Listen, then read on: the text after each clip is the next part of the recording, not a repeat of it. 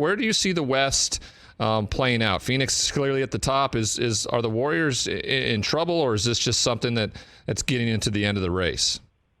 I think it's a little bit more of that. The West is sort of, kind of getting, more and more entrenched in terms of, who's who in the actual, in the actual race.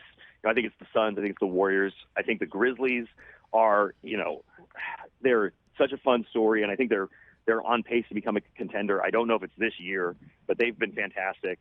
Dallas, though, like you said, has been one of the hottest teams in the league, and they seem to have really figured something out since the trade deadline. So I actually kind of put Dallas up there in the actual contender